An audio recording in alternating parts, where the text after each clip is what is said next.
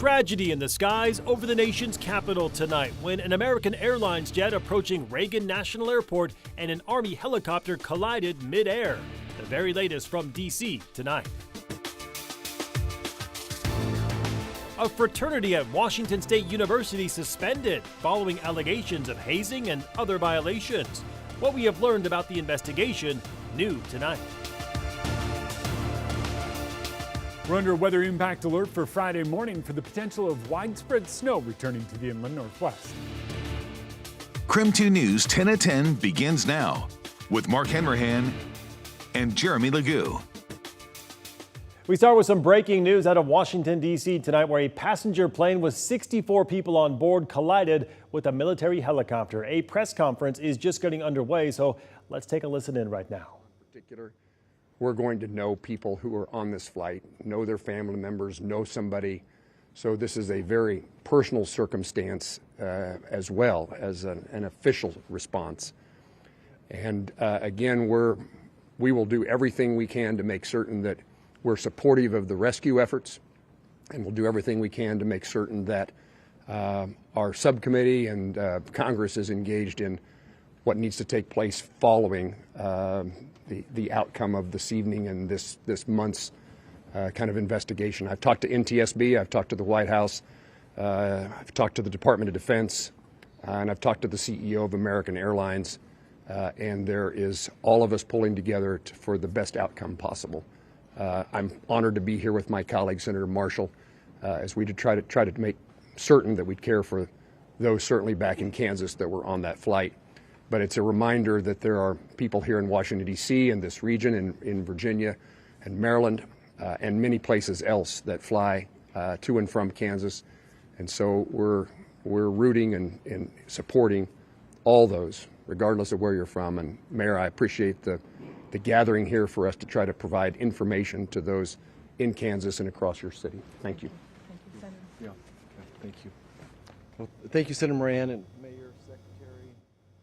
You know, when one person dies, it's a tragedy, but when many, many, many people die, it's an unbearable sorrow. It's a heartbreak beyond measure. And I know Senator Moran and I are here just to say we care. We wish that there was more we could do, but unfortunately there doesn't seem much at this time.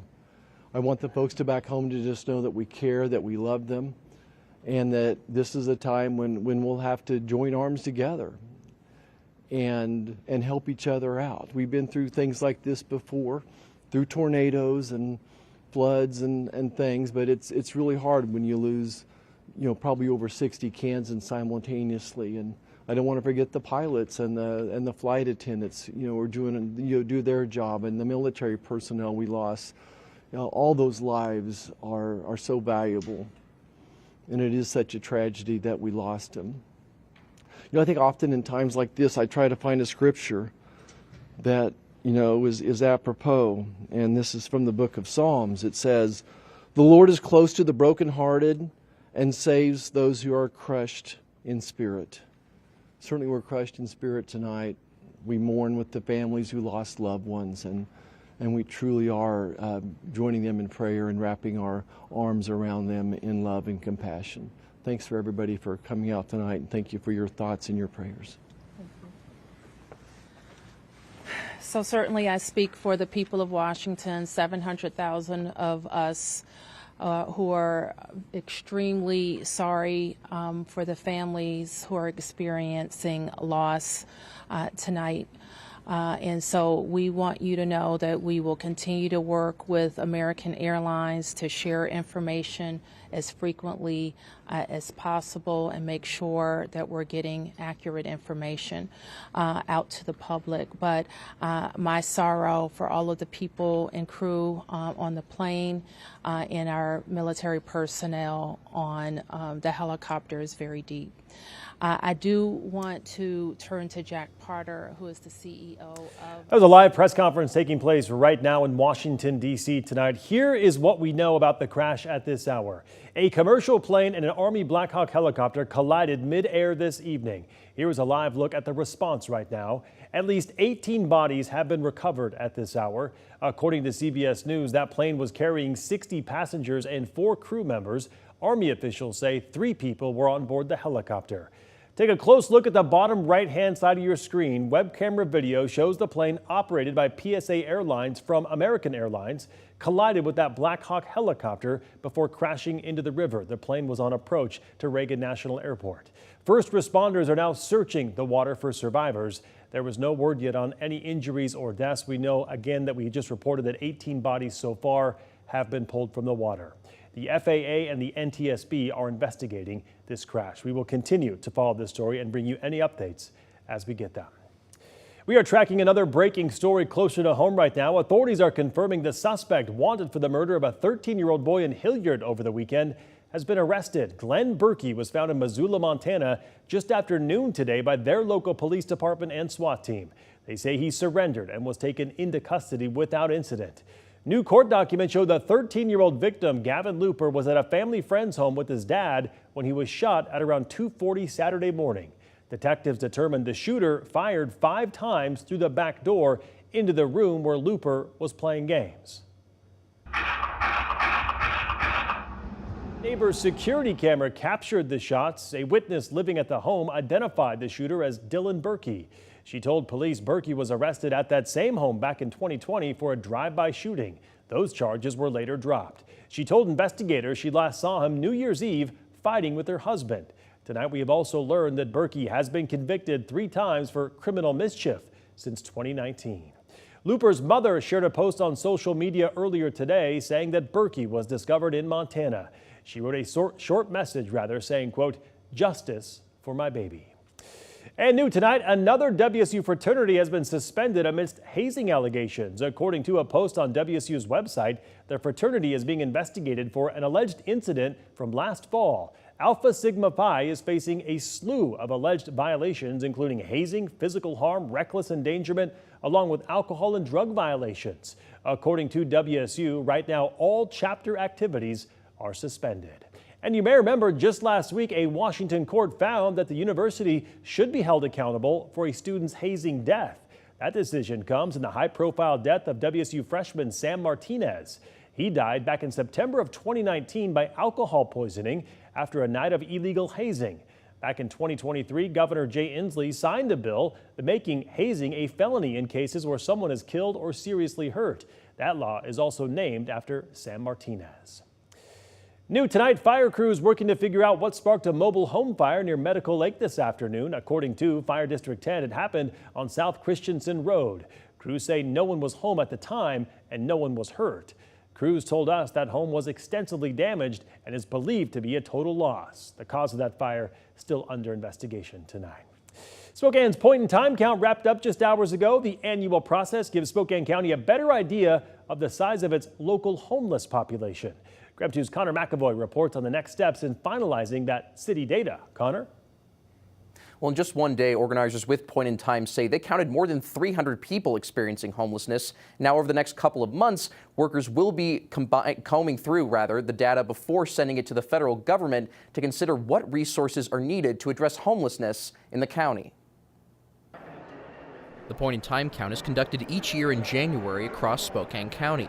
Volunteers spent the past week going to different areas to hear from members of the unsheltered and sheltered homeless population. The data is then sent to the Washington State Department of Commerce and the U.S. Department of Housing and Urban Development. And this year, the count is going to get more eyes on the analysis than previous years. We're also going to be working with a couple of the universities to do a data analysis, kind of a deep dive in what we found this year. Melissa Morrison with the City of Spokane says Eastern Washington, Gonzaga, and Whitworth University are all going to assist in the count this year. She says the extra assistance will help looking into common problems the homeless population they spoke with face. One of the things that we want to look at is how many folks are accessing the warming shelters, because knowing that those are activated by a set criteria in the SMC. The 2024 point-in-time count reported just over 2,000 people in the county experiencing homelessness. The report says this was a 15% decrease in overall homelessness across the county. Morrison says there are also other uses for the point-in-time count, such as hearing answers from the homeless population to questions of available shelters, food and clothing resources, as well as opportunities for affordable housing. I think that's, the most important part of this is like, what do we do with the information after it's collected? Morrison says this year's data needs to be combed through before being sent to HUD and released to the public. However, she adds the biggest concern she and point-in-time volunteers found in conducting surveys to hundreds of people is available housing. I don't know what the final numbers on that will be or how many folks answered that way, but it seemed, that was overwhelmingly the biggest need identified. In October, 3 nonprofits in Spokane County with a focus to build more affordable housing received $500,000 from the Washington State Department of Commerce. We have more information on those projects on our website. Morrison says the full report will be available sometime in the spring. Connor McAvoy, KREM 2 News. All right, Connor, thank you very much.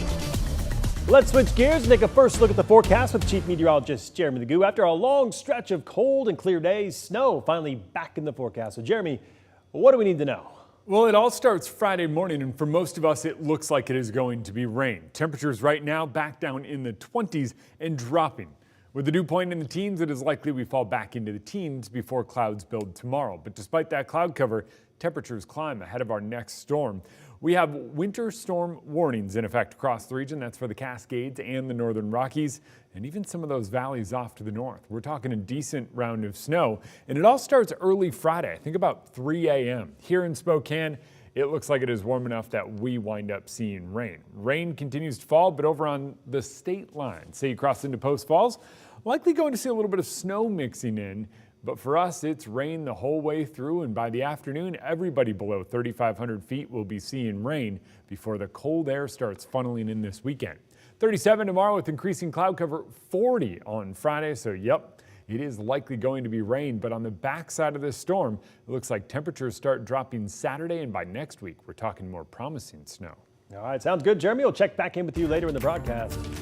In other news tonight, drivers who refuse to stop for police may have a harder time getting out of jail. Legislators have proposed new rules for judges after complaints from frustrated police.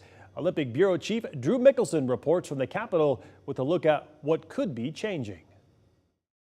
Most law enforcement agencies were happy with legislators last year when they rolled back those restrictions on police pursuit. But now cops say work needs to be done on what happens to those offenders who were caught after high-speed chases from being released. Driver, exit the vehicle. This car theft suspect pulled over last Saturday. He's on a first-name basis with Thurston County deputies. Exit the car with your hands up, Marcus. Deputies say the driver, Marcus Stevens, led them on a chase topping 100 miles an hour on I-5 south of Olympia. When deputies finally stopped him, they say he got out and started drinking from a bottle of vodka. Very brazen. And of course at the end, taking a pound of the vodka at the end, just kind of cherry on top of, I don't really care about the criminal justice system, and I'll be out tomorrow to do this again kind of thing. Deputies also arrested Stevens last October following a high-speed chase in a different stolen car. In both cases, Stevens was held on $25,000 bail. Not nearly enough, says Thurston County Sheriff Derek Sanders. I'm trying to figure out what would incentivize people to not do these things if it kind of feels like it's encouraged. One of my dear friends is a police officer. He's like, why? Why do I go to all that effort to do that? It makes you not want to risk your life anymore. State Representative Lauren Davis has proposed a law to change the way judges deal with suspects involved in chases. Copy. The vehicle's all over the road. In 2023, Thurston County deputies arrested a different man, an 18-year-old, following a chase. I got a honey bucket that's locked here. He hid in a porta potty. In that case, a judge checked a box saying there exists a substantial danger that the defendant will commit a violent crime. But the suspect was released without having to post any bail and without any explanation from the judge in the paperwork. Under the proposal, those arrested in chases could face higher bail amounts, and judges would have to explain in writing if the defendants are held on lower than requested bail amounts or on no bail at all. A judge just orders the amount of bail. They order no bail, and that is the end of the story. They don't have to explain the voice in their head that told them to tilt a particular way. It's not clear yet what the state's Superior Court judges think about this bill. We are expecting to hear from them on Monday when the bill has its first public hearing. At the Capitol in Olympia, Drew Mickelson, King 5 News. Don't go to bed yet. North Idaho College fighting to stay alive. More from their final meeting, what they hope to be their final meeting, as they work to keep from losing accreditation. Our children are dying at the hands of gun violence. Plus, after back-to-back shootings over the weekend, Spokane's police chief addresses recent gun violence across the city. We're back in 90 seconds.